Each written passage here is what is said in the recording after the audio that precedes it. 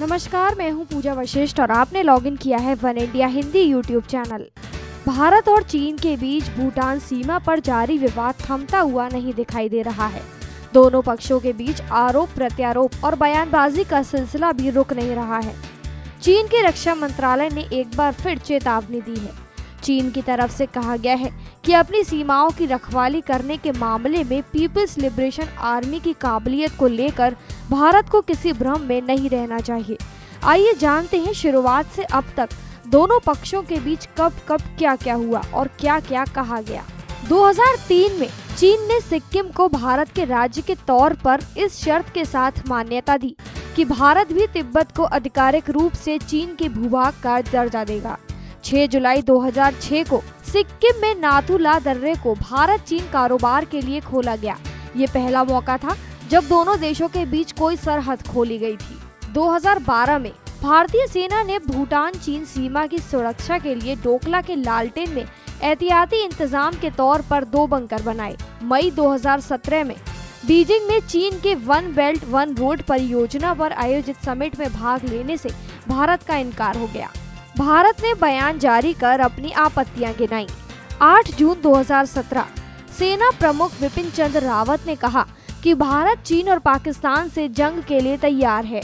9 जून 2017 को शंघाई सहयोग संगठन में भारत पूर्ण सदस्य के तौर पर शामिल हुआ। अस्ताना में मोदी और शी जिनपिंग की मुलाकात हुई। 16 जून 2017 रॉयल भूटान आर्मी ने डोकला के डोकलाम इलाके में सड़क बना रहे चीनी सैनिकों को रोका। इस सड़क का रुख जौनपेरी स्थित भूटान आर्मी कैंप की तरफ था। 20 जून 2017 को 4 दिन बाद भूटान ने नई दिल्ली स्थित चीनी दूतावास में इस पर प्रतिरोध जताया। कहा कि भूटान का चीन के साथ कोई कूटनीतिक रिश्ता नहीं है। 27 जून 2017 चीन ने भारतीय सेना पर सड़क निर्माण में बाधा का आरोप लगाया।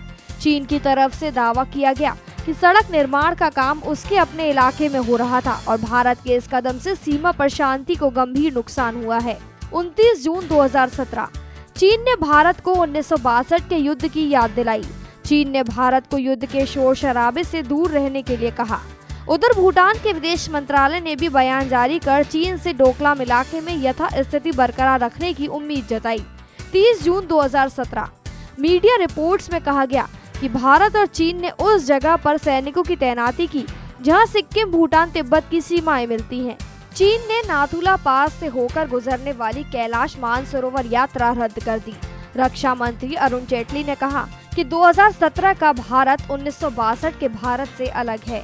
3 जुलाई 2017 जून के पहले हफ्ते में भारतीय बंकरों को चीनी बुलडोजरों से गिराने की कथित घटना पर आई समाचार एजेंसी पीटीआई की रिपोर्ट का भारतीय सेना ने खंडन किया। सेना के प्रवक्ता ने पीटीआई से कहा कि 6 जून को ऐसी कोई घटना नहीं हुई थी।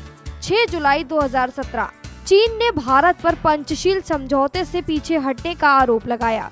चीन ने ये भी कहा कि जर्मनी के हेम्सबर्ग में G20 समिट के दौरान प्रधानमंत्री नरेंद्र मोदी और राष्ट्रपति शी जिनपिंग के बीच द्विपक्षीय मुलाकात के लिए माहौल सही नहीं है। 7 जुलाई 2017 हेम्सबर्ग में प्रधानमंत्री नरेंद्र मोदी और राष्ट्रपति शी जिनपिंग के बीच अनौपचारिक मुलाकात हुई। 8 जुलाई 2017 भारत और चीन के बीच जारी सीमा विवाद के मद्देनजर चीन ने भारत में रह रहे अपने नागरिकों से सचेत रहने को कहा। 10 जुलाई 2017 डोकलाम पर जारी विवाद के बीच चीनी मीडिया ने कहा कि पाकिस्तान की गुजारिश पर कोई तीसरा देश कश्मीर में दखल दे सकता है। 16 जुलाई 2017 चीन के सरकारी मीडिया ने भारत को चेतावनी दी कि अगर उसने हिमालय में विवादित सीमा क्षेत्र से अपने सैनिक को वापस नहीं बुलाया तो उसे शर्मिंदगी का सामना करना पड़ेगा। 19 जुलाई 2017 भूटान से लगती सीमा पर भारत के साथ बने तनाव के बीच चीन ने कहा कि अगर भारत सीमा पर सैनिक भेजकर राजनीतिक उद्देश्य पूरा करना चाहता है तो वो ऐसा ना करे। 24 जुलाई 2017 भारत को आगाह करते हुए चीन के रक्षा मंत्रालय के प्रवक्ता ने कहा कि पहाड़ को हिलाना आसान है लेकिन पीपल्स लिबरेशन आर्मी को डिगाना मुश्किल है। वहीं डोकलाम विवाद के बीच बीजिंग में हुए ब्रिक्स सम्मेलन में 28 जुलाई को अजीत डोवाल और चीन के राष्ट्रपति शी जिनपिंग ने मुलाकात की।